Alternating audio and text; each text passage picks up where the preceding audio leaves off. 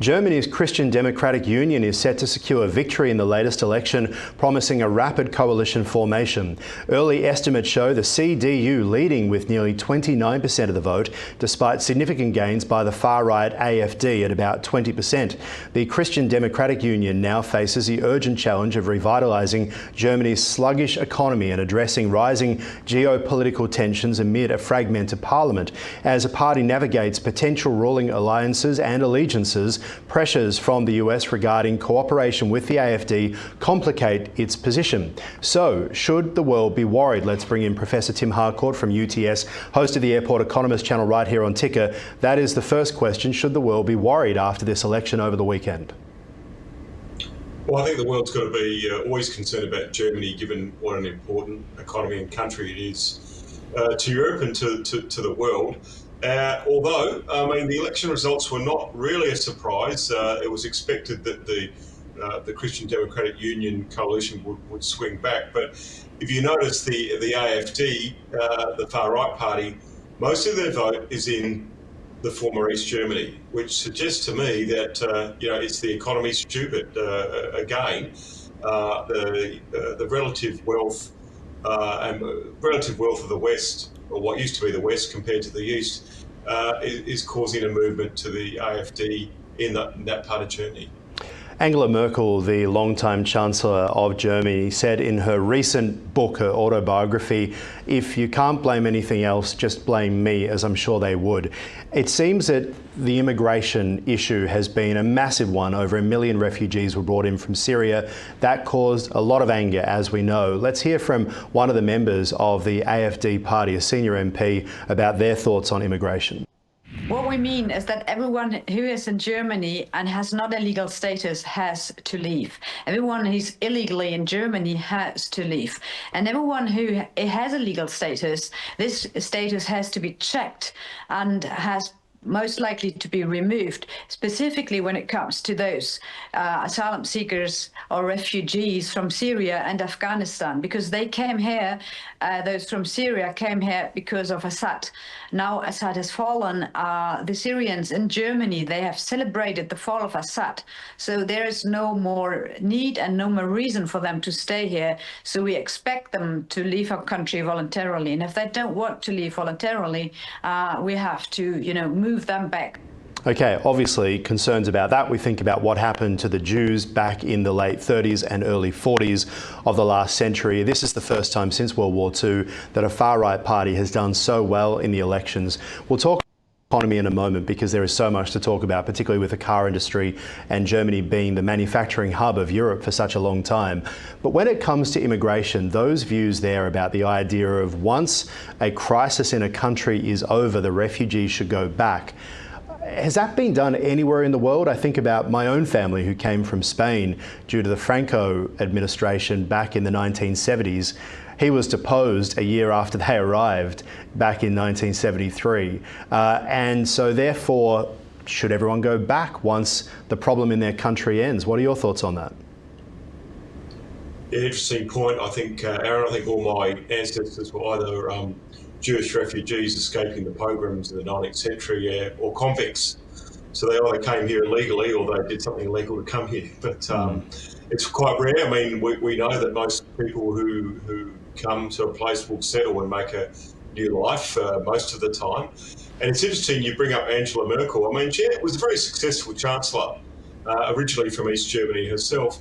But she did blot her copybook with the Syrian issue, and there are a lot of rapes and murders of local German women by Syrian refugees was an issue, and that went all the way through the election. We saw the events in Munich, we saw attacks on the Holocaust Museum, we saw all sorts of problems from asylum seekers, and that really played into the hands of the AfD in East Germany. And interestingly, Aaron, I mean, some social democrats, such as in Denmark, they've taken a really hard line on immigration and asylum seekers and crime, and they've actually been pretty successful as a social democratic party. So it's interesting that the German social democrats didn't quite learn that lesson from their Scandinavian neighbours.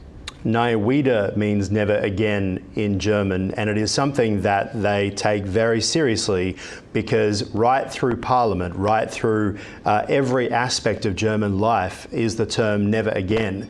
We think about some of the propaganda films that the American soldiers watched heading in where they said the Germans will rise again if they're not kept down. This is what they were told in the early 1940s, I think in about 44. So if you look at the fact that the German far right is now in second position, and let's be clear, their policies are not that of the Nazi Party, although obviously when we hear far right German, we have a tendency to put the two together, as has been the case. Talk to us about some of the economic issues, because we know about the immigration issues, about those Syrian refugees. The refugee problem has been a problem right throughout Europe. It's one of the key reasons the UK decided on Brexit as well, was to try and get away from that. But talk to us about what's been happening with the economy of Germany. Well, yeah, you're quite right, your point about never again, and I don't think there's any country that's been better about educating people about the Holocaust and anti-Semitism than the Germans. You meet so many, I met young Germans on kibbutz in Israel, and they're all very clearly well educated on these issues. But the anti-Semitism is coming from the left in many cases in Europe, and it's related to fundamentalist Islam rather than the Nazis on the right. So it's actually quite a different kettle of fish, and I think the old right is taking advantage of that in East Germany.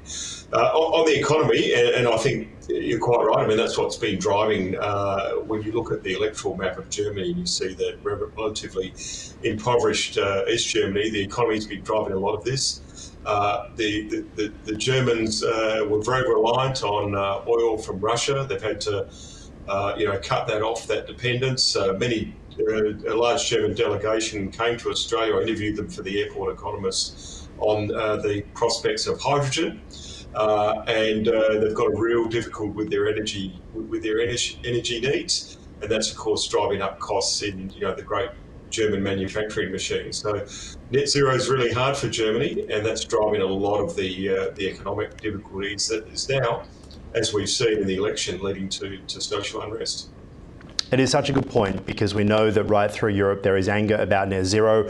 We are seeing it across the UK as well. German power is now 5 times more expensive as other countries. They walked away from nuclear after Fukushima, but where they went to has become very expensive, and they're in that transition. It's become a tale for Western democracies, hasn't it? Well, you're right to point that out, Aaron. I mean, that they walked away from nuclear. Compare them to the French, that is, committed to its nuclear power. They haven't got the same issues with the high cost of energy that Germany has. So net zero is really harming the German economy, amongst other issues, and therefore harming the social compact that Germany built up after the war, after the horrors of the Holocaust, to try and have a good society. Now that's breaking down. Well, you think about when Greece went through its financial crisis 5 or so years ago, everyone turned to Germany and said, help pay, because the German economy was just humming along. It was absolutely the powerhouse of Europe when it comes to economic achievement. When I think about German manufacturing, I think of VW. Here's how their share price is looking over the past 5 years, on a downward trajectory. I would wonder whether a bigger threat to the German economy is Syrian refugees or Chinese EVs. Isn't it interesting? I mean, as you say, Volkswagen means the car of the people, when it was dominant.